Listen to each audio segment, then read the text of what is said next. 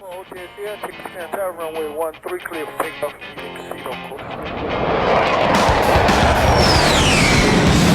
Begin classes for a new program at Texarkana College. We're going to cover manufacturing, operations, pilot careers, and maintenance. All right, so we're here today with Texarkana College's president, Dr. Jason Smith, to talk about your side of the story on how the aviation program came to be. So why don't you tell everybody just kind of like your background, like how did you end up as the college president? So I was a school superintendent in our community. For a long time too, right? Not necessarily here for a long time, but I've been a superintendent for 13 years, Oh, okay. School superintendent. Where was your first superintendent job? At Melissa ISD. Okay, that's out like South Dallas, right? North Dallas. North Dallas, Yeah, okay. just north of McKinney. Okay. And so got out of being a superintendent for a while, started an IT company, education IT company with my brother. Got back into education, and then Texarkana had a position opening at Pleasant Grove ISD here in town. What drew you to become a like an entrepreneur instead of an educator? Well, I think it's always kind of been in my blood and my brother's blood. We always wanted to do something together, and we had an opportunity to form TeacherTube, which was a safe alternative to YouTube back in 2007. Because TeacherTube. Yeah, TeacherTube, Like yeah. So and it took off. We ended up having 5 million members that were active. We were doing like over 20 million video views, and so in 2013, we made the jump to let's go full time. Yeah, right. And then it really started taking off. We were going worldwide at that point. I think we were like in 180 different countries. Then we got approached by a media company to get acquired, and so we got acquired in 2017. Right. But 2016 is when they approached us. We closed it in 2017, that's when I was like, oh my gosh, what am I going to do? I'm too young to retire. Right. Yeah, how old were you when that happened? So when that happened, that would have been, let's see, I was 47. I was Okay, 47. too young to retire. Maybe 46. I was 46. A lot of gas left in the tank. I was 46 when they, made the deal, and that was actually in 2016. Here I was, 46 years old, didn't have a job, and a friend of mine who was from Texarkana. Oh, really? He was, as a matter of fact, a superintendent friend of mine, and he called me up and he said, "Hey, what you doing?" And I said, "Nothing." Right. He goes, "Hey, there was a school district in Texarkana where I grew up, and I was an administrator there for years. Loved the community. It's a lot like Melissa ISD and the clientele, and Right. you'd be a perfect fit." And I said, "I haven't been a superintendent in 3 years," and he goes, "They'll love it." Right. And I'm like, so long story short, I applied, and I got it. That was Pleasant Grove. That was up Pleasant Grove, Okay. yeah, and it was the clientele was very similar to what I was accustomed to in my educational career and where I was a superintendent. It was a great fit, loved it. Was planning on retiring. That was going to be the place where I was going to be the superintendent. My kids would come through the system, and I would be their superintendent. Right. So that was the plan. We had some great successes as soon as I got there. Pleasant Grove was trying to pass a bond for a new elementary school and tried 2 other times, and it just failed. And I got in and got to know the community, reached out, really tried to find out what the community was wanting and needing, and long story short, within a year's time, we passed a bond for a new element. Yeah, we just, it was just, it was just trying to meet everybody's needs, and it wasn't that they were against an elementary school. There was just hang-ups. There was just hang-ups, Yeah, right. Locations, Right. What are you going to do with the old elementary school? Once we figured ththose things out, the community was like all in, right? Yeah, right. We passed it without any issue. During that process of trying to get to know the community, I got to know a lot of the community leaders. One of the people who I became very close friends with was Right. Dr. James Henry Russell, Okay. who was the president at Texarkana College at the time, right? And so he was a great mentor, turned out to be a great friend who helped me through that whole process of reaching out to people in the community and how do we do that and who we need to reach out to. Right. And through that friendship, 2 years later, he gets an opportunity to go be a CFO at a a nice company, Right. and he's like, "Hey, do you think you'd be interested in being a community college president?" And I said, "No way." Yeah, right. I'm trying to retire. I'm coming here to to finish my career as a superintendent. That's what I know. And, Right. but after him talking to me several times, and the board visited with me, and I'm like, and I knew a lot of the people, the leaders, because we worked closely with Texarkana College. Yeah. I'm like, gosh, I like these people, Yeah, and right. I love their vision. I love what they're doing for our community. I love what they're doing for our students. I thought, give it a try, Right. And best decision I've ever made in my life. I mean, because I have loved it. Never thought I would enjoy something as much as I have, because I've always had great experiences everywhere I've been. Right. They've been wonderful people I worked with. Man, TC is at a level I've never seen before. Right. Yeah, there's a lot of I guess a lot of entrepreneurialness that's going on there. So you leave, you go and you start Teacher Tube. Is that still in existence, or did they rebrand it? Or no, it's still there. Oh, really? Yeah. Every now and then I'll go back and check and see if they changed it. Nope, look exactly the same. Haven't changed anything. Well, hey, look, so yeah, it worked. Yeah. So okay, and then you get to PG. And it's a lot of the same type of thing. I would imagine that there's hey, look, we want to do this thing, and they're having trouble doing it. Did your entrepreneurial experience and skill set come to bear on what happened at PG? I think so. I think I've been in education for over 30 years. Right. And 27 of that's been in a leadership position. Right. So problem solving is kind of one of my that's your skill. that's my stick. Yeah, right. And so I've found that out early on in my career that hey, there's a problem. I figure out how to solve that problem. Right. And so that's what we did with TeacherTube. There was a problem because YouTube back then in 2007, you got to remember, videos would be put up. There was comments that anybody can make any kind of comment. Yeah, right. And then the next video that could pop up could be anything. Yeah. So teachers could not show YouTube videos to students to a 5-year-old because you don't know what kind of video was going to pop up or what they were saying about that video. Right. So we created something that none of that would ever happen, and that was a problem that we solved, and it became very successful, and still doing very well. And then at Melissa, PG, even at McKinney when I was a high school principal there, it was all about working with the people, trying to find out what the real problem is, because sometimes people say the problem is it's one thing, but it's actually something different. It's actually something else. And once you figure out what the real problem is, you solve that, and then it really meets everybody's needs. Right. And so root cause analysis. Exactly. But what I will say is what TC has really allowed me to do that I couldn't do as a superintendent is really tap into that entrepreneurial spirit that I have. Be creative. Yeah, right? Like this aviation program. It's like starting a new business. Oh, yeah. It's very similar in a lot of ways. Yeah. And I love that. And we've been able to do that multiple times. And definitely this is our biggest project that we've taken on, but it's been very successful. Very successful. Right. And very rewarding, So walk me through how that happened. So you don't have a background in aviation. Zero. Have you ever flown in a small airplane before? Oh, yeah. Okay. So you've been kind of around it. You knew a little bit about it. Yeah.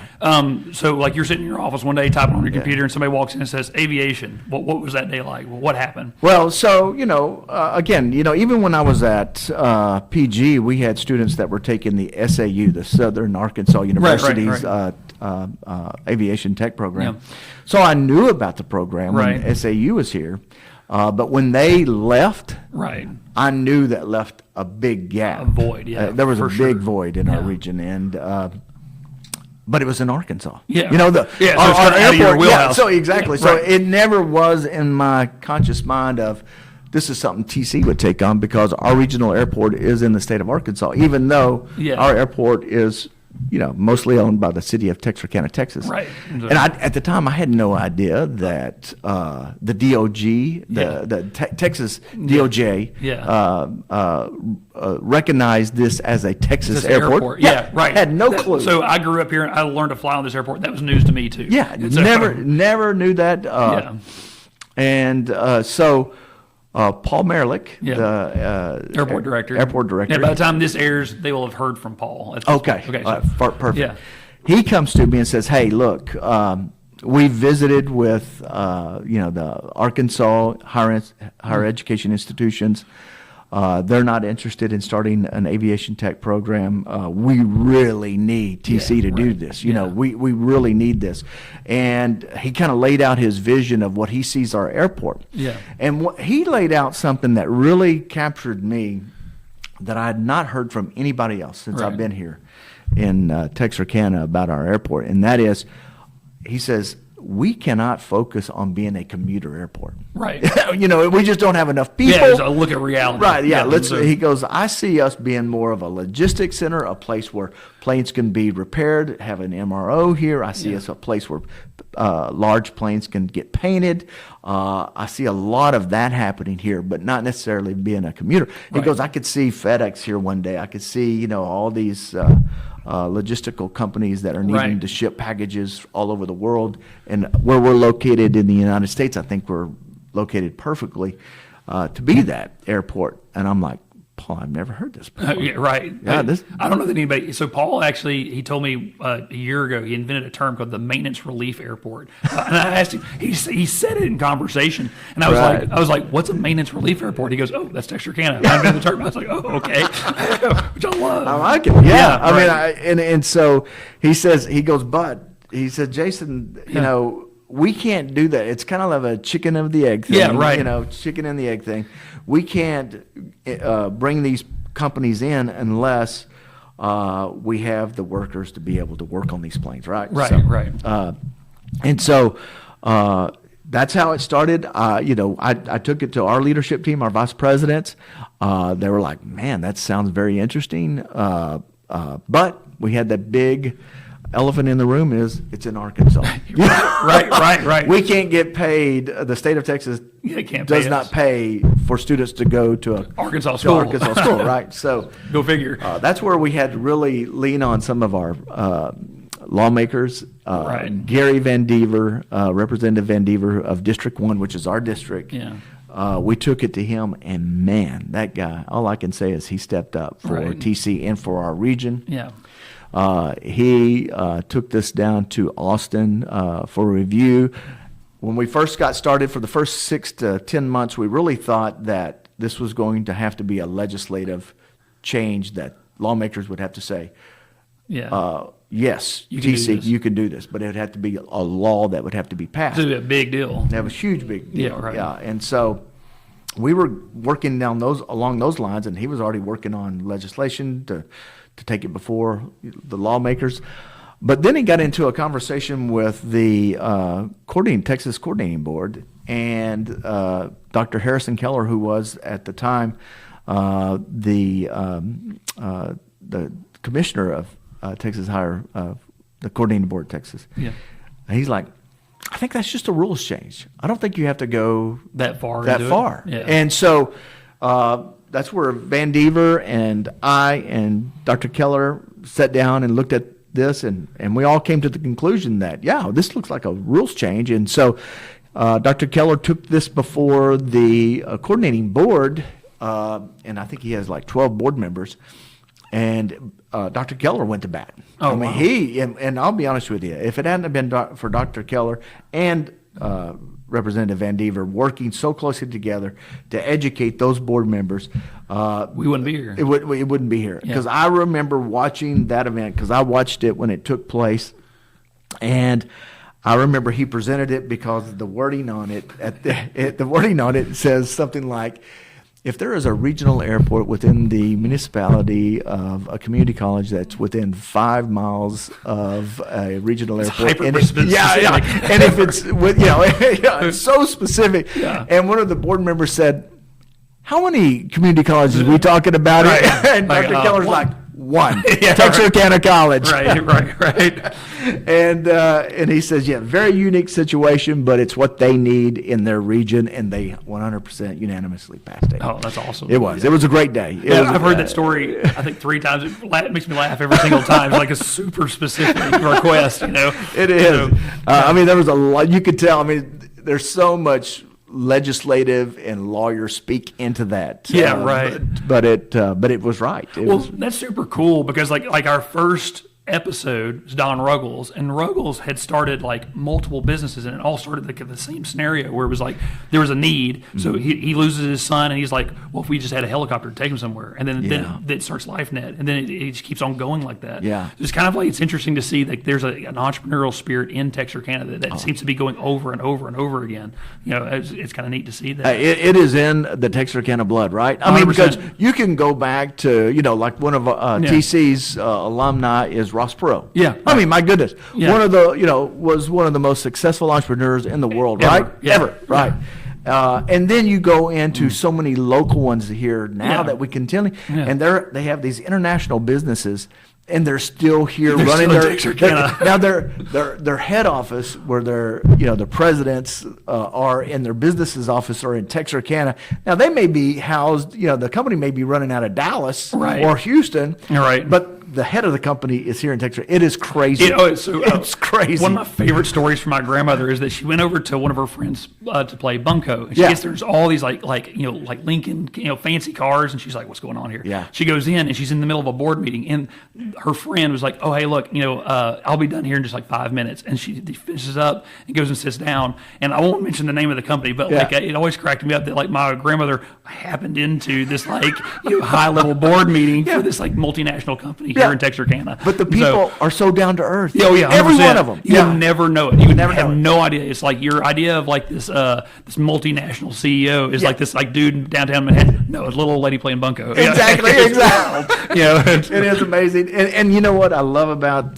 these families, and there's so many of them. It's crazy that are here in Texarkana, but how much they give back to the community. Yeah, and I can't think of one of them in our community that's not a supporter of TC. Yeah, 100%. Many of them are graduates of TC. Yeah, right. And we have many of them that are on our TC Foundation board, and they just give and give, and we're so appreciative of them. So once you get through the coordinating board, what was like that day like, and then what did you have to do next? Well, there was a big celebration, as you can imagine, because we were like high-fiving, everything like that, because we knew that was, we get past that, we can make things happen. So.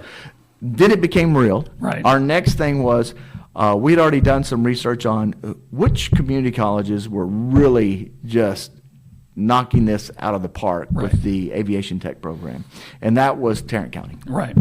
And everybody said Tarrant County is kind of like, they're the ones that you need to model what you're doing. And so we went down there, took a visit. We took all of our VPs and some other folks with us. Sat down with their president, sat down with all their deans, all of their lead people. They were so gracious. Right. I mean, I was blown away. They showed us their entire plant at the airport. They showed every part of their programs. Their dean, I can't think of his name right now, but their dean over the aviation program. Right. He was like, whatever you need.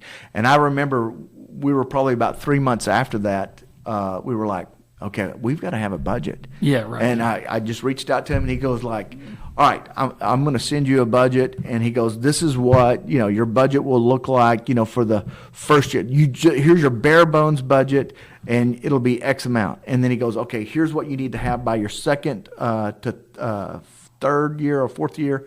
You need to have this in place. And you just build up. And I think he had like a 5-year, a 3-plan budget over a 5-year period. He goes, within 5 years, you should have everything you need. But all you have to have is this first one, the bare minimum. And you'll meet FAA regulations. And that budget was X amount. And that's what we asked the board to approve. And then shortly after that is when we hired you. Yeah, right. And I think we passed the budget in May and hired you in July. Something like that. Yeah. And that's kind of where we were. Yeah. Yeah, and that's when we, turned the budget over to you, and you're like, can I do anything I want to with it? As long as it doesn't go past this amount. Right. And really, Brandon, you really, I tell this story so many times, but you got so much out of that amount. We've got the 5 years within that first year budget, which I'm so proud of. Well, the big, kind of like elephant in the room with that is that they had put so many trainers into that budget. Yeah. All right. And so those came out to be like $350,000. Yeah, each. They're super expensive. Yeah. And then so I was like, okay, well, let me break down these trainers, started looking at them, and I was was like, there's not $350,000 on these trainers. And, Aerotech is like one of the companies that does it, and they're just like, they're really expensive. Yeah. And now you start looking at the parts, and it's like, I could build this if I had to in like an afternoon. Some of them, some of them are a little bit more complicated. Yeah. But I was like, but then like, in the military, we always talk about like training scars, right? Mm-hmm. So like, we'll conduct a training operation, and then these things happen afterwards. And then what you inadvertently train your people to do is actually get themselves killed, because like we assaulted the objective, and then we just stand there, because the next thing that we do is conduct an AAR and reset all of our water and ammo. Well, in real life, you assault the objective, they're mortaring you, so everybody's standing around, and then here comes the mortars. Right. Well, so like you always try to think through. It's like not just the training scenario, but what are we inadvertently training people to do? Right. When I looked at those trainers, I was like, we're training our guys to stand on their own 2 feet, look at this board, and do this kind of thing. And that's not setting them up for success, because that's not the way it goes. Yeah. I mean, like one of the first things I ever had to do is change out a fan out of a OH-58. It's like a little small Bell 406 or 206. And I was laying on my back on the rotor pedals in my back, upside down, and working with something that I couldn't see. And I had to feel and learn how to like see through your fingertips. Yeah, right. And I was like, I'm thinking about that memory and looking at those trainers, and like, you're not training them how to do That's that. not real. So day one, they're going to show up and they're like, well, where's the board? And they're going to realize like, oh, I've prepped for something that's not really real at that point. Yeah. So I was like, okay, well, I've got $350,000 allocated to this. What can we do? And that's where the Learjet came in. I was like, oh, if we have a Learjet, we have all these same parts and pieces, but it's all a real thing. And there's some challenges with that, because like the trainers are more, they're more like space, economical. We can get more people on them, and easier. So like we'll have to work through some of those details. But I think the right answer is to try to choose the hard path and get them on an actual airplane. Yeah. And so that was one. We saved $200,000 doing that. Oh, exactly. Yeah. And we have this from a president's perspective who knows nothing about aviation. Right. You have a Learjet in there. That recruits students. It you does. know what I mean? It they sells see that well. they see that Learjet in that hangar, and the hangar is huge, right? Oh yeah, it's like 22,000 square feet. Yeah. It's massive. It's a massive hangar, and so I think having that in that really, I think it sells the program. Right. There may be a time if we continue to grow the program that we could add trainers if we need if it becomes a space thing. Yeah, but right. Having that Learjet's been, I think, I think that the right answer is just add more Learjets, because I've started like farming like different guys that are jet brokers. What will end up happening is that like I buy my Learjet, and then I discover that there's some kind of like cost prohibitive maintenance thing that comes around. Now the Learjet's not necessarily bad; it's just timed out or something else like that. Yeah. And so it's like, hey, look, if you just donate it to us, then you can turn around and you can write that off. And Exactly. it's super useful to us, and it's not really useful to anybody else. Exactly. So that's kind of the angle. If we could get like 2 more and have every cohort just owns one jet, that would be amazing. That would be amazing. So, but it's future goals. And there you go. With you, Brandon, it'll probably happen we'll within the figure next it out. couple of years. So Yeah, it right. wouldn't surprise me. So. Yeah. All right. Well, I know you got to get going at 11, and I don't know how much more my voice can take. And so, I really appreciate you trusting me with the program and coming here to tell the story. Well, I enjoyed it. And, the story is super important to capture for history, and let that become part of the heritage of Texarkana College and Texarkana in general. Without a doubt. Thank you very much. Thank you. All right. I'm ready.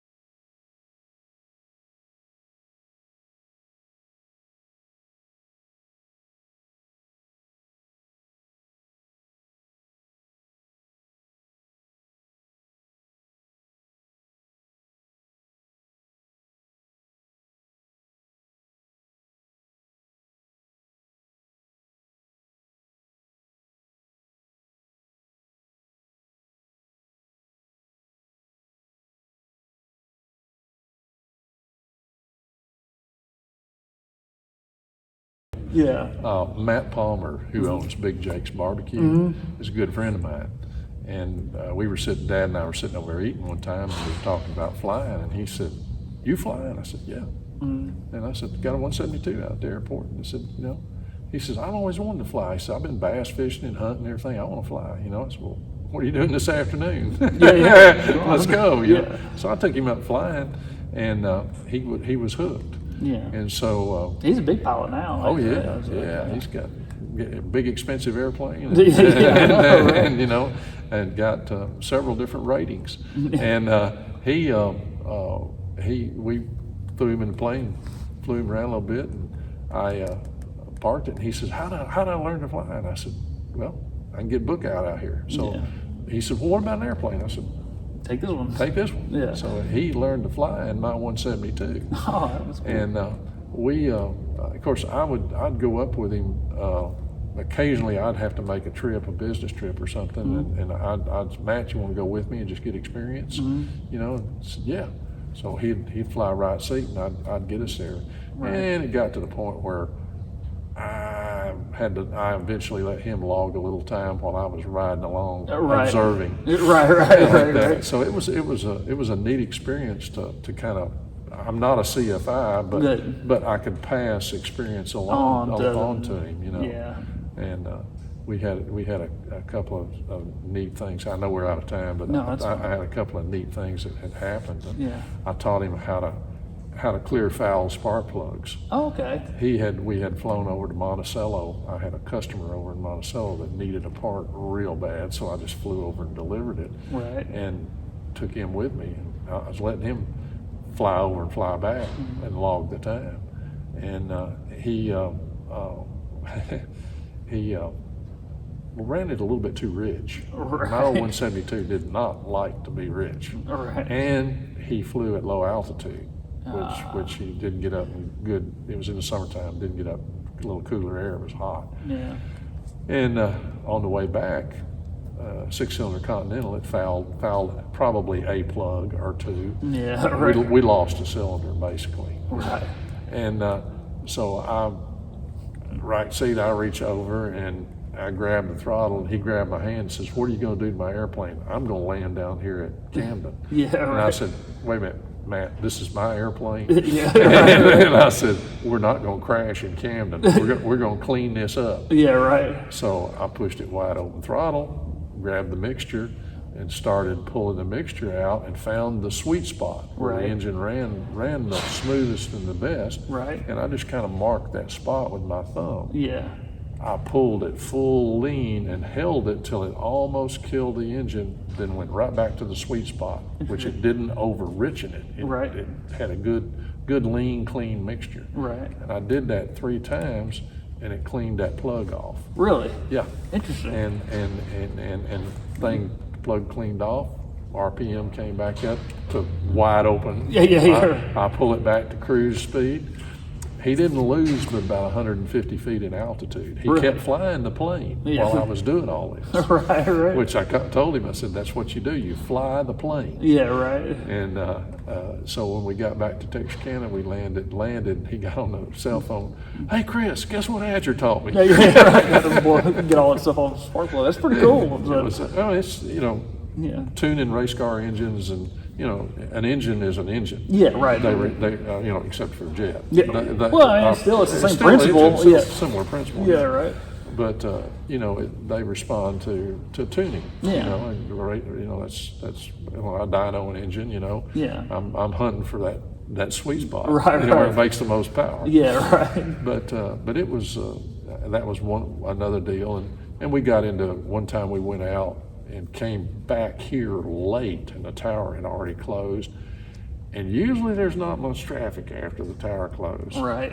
But we had a guy shooting an approach. We had a helicopter flying up behind us. We had all sorts of things going on. And it was one of those things where I taught him a little bit of radio procedure with using the intercom,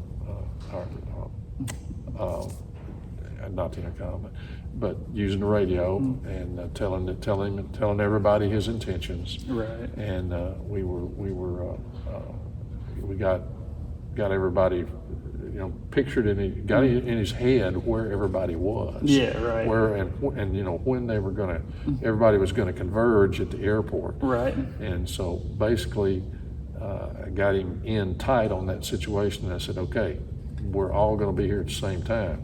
Well, what do I do? You circle. Yeah, right. Let it clean up. Yeah. Yeah. Let everybody else do their deal, and you tell them you're gonna circle and come back in. You do your 360 out here, and away from everybody else, and then we'll land. Yeah, right. And it was one of those things that opened his eyes on he had already had his private by that time. Right. And it was an experience for him to one of the things that if I feel like if I hadn't been there, he'd have figured it out and made his way through it. Right. But it was like being a good instructor. Yeah, right. Passing on experience. Yeah, that's something that's like kind of interesting with aviation, that like you end up learning. I can't tell you all the stuff that I've learned from different mechanics over the years, from just like working with different ones, because they all know little things, or this idea or that, or this trick or that trick, or how to safety wire L clamps shut so you don't have to fight them so much, things like that. And it's like the more you work with different people, the more of those little jewels that you pick up, and that's how you become like a good mechanic. And it's the same thing for a pilot. Like if you fly with different guys, you learn like little things from different people that you can kind of like put together and make yourself better. So we learn from each other.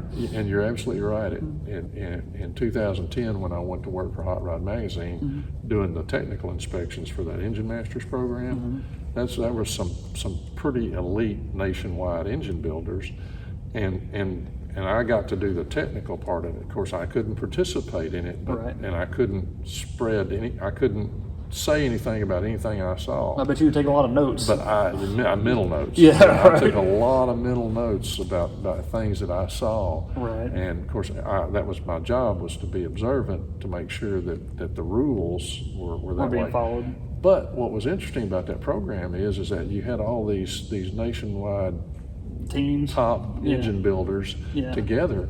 And when we had lunch, they'd all be sitting around doing exactly what you're talking about. Yeah. They'd be sharing experiences, and they would be sharing tricks and tips. Yeah, right. Among themselves. Right. And that was, it was always real interesting. So the engine guys are just like the that. aircraft guys. Right. I saw both sides of it. Yeah, it's a craft for sure. Yeah. So they've been doing a lot of reading with like Robert Persing's Zen of the Art of Motorcycle Maintenance. Are you familiar with that book? Yeah, like I just finished that for like the third time, and and every single time I kind of walk away, it's like it's a craft, not like it's not just a job or whatever else. It's there's a craft to it. And you've got to have a little bit of a talent.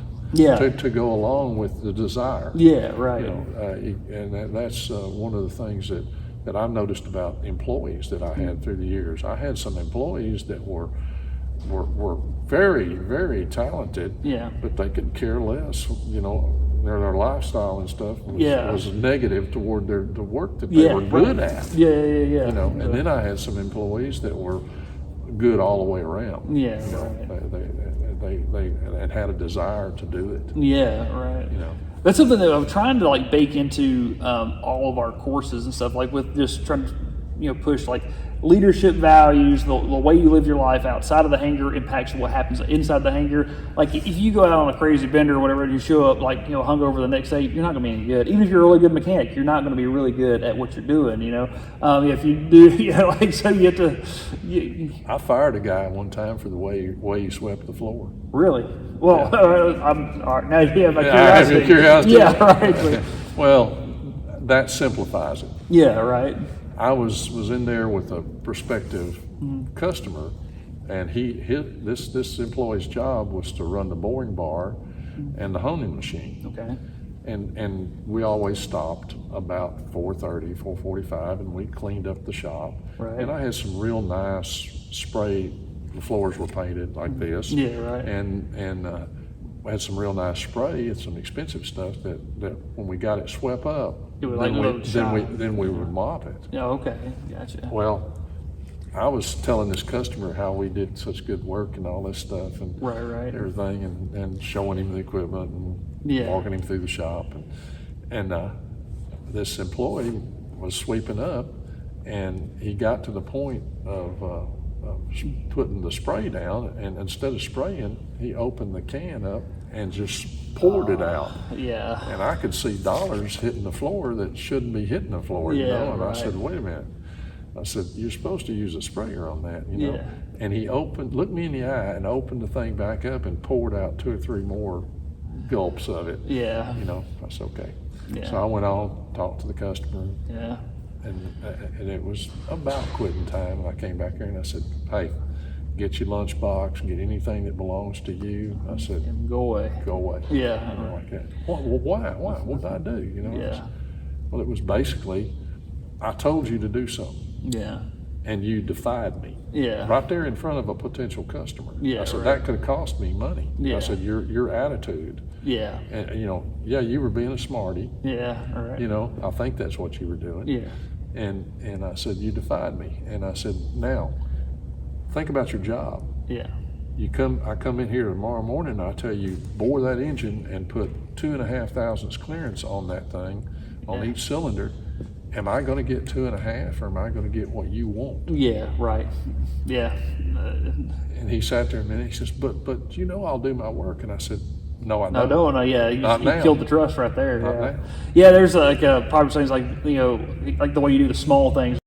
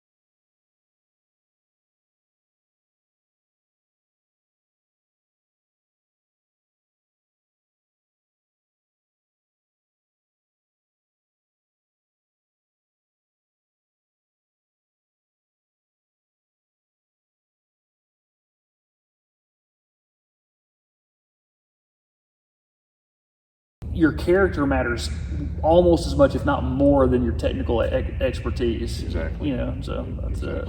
Yeah. That was, I was very fortunate to have, of course, I've been retired for 6 years now, but I was very fortunate enough to have employees, even when I had my racetracks, the Prescott track and the Tyler White House track. I lucked out and I got good people to good work for me, you know. Yeah. When I had the racetracks going, I had 17 employees at one time. I had you know, the track and us over at the shop. Right, you know, right. It counted all of us together. It's a good operation. And yeah, and it, of course, it was running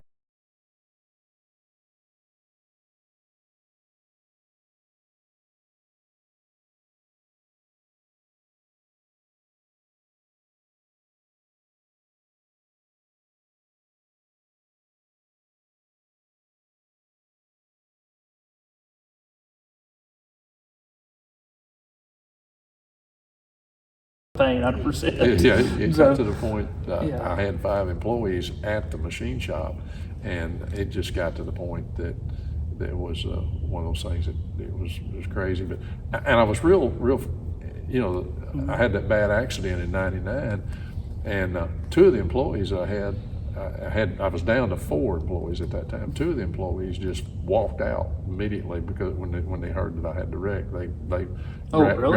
grabbed their gear and left. Well, and the rumor that went around town was I was dead. Well, I was dead. Right. But I was revived. and the other 2 employees, actually, it took a year and a half for me to learn to walk again. Oh, wow. And they stayed with the business, and through me talking with them, and they were good enough employees that they kept things going, made money, made their paycheck, you know, kept a viable business running. Yeah, It's pretty cool. and So- and that was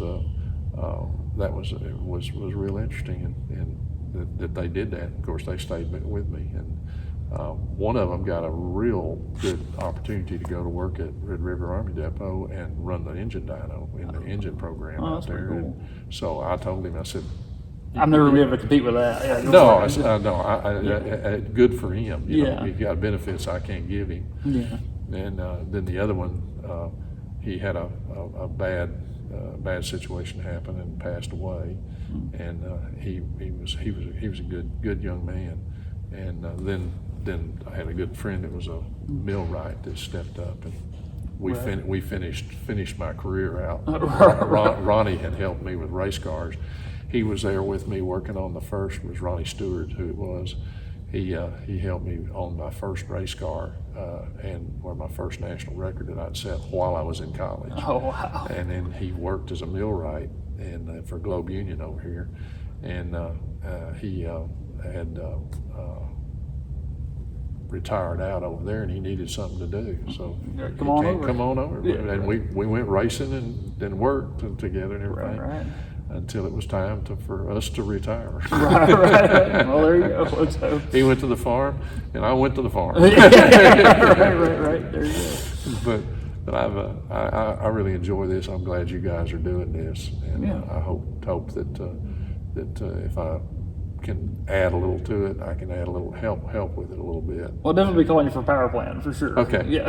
Right. Yeah. So, I've still got all my equipment and everything. I could get, and I'm still playing around with my buddy's stuff. oh, really? Yeah, in fact, I'll be over there later All right. working on a friend of mine's engine, and I'm not. John Q. Public is right. it's over, but Yeah. you know, if you got a buddy that needs something, you got to help him. Heck yeah. Yeah, There you that's, go. and I've got so many friends that I've had around town.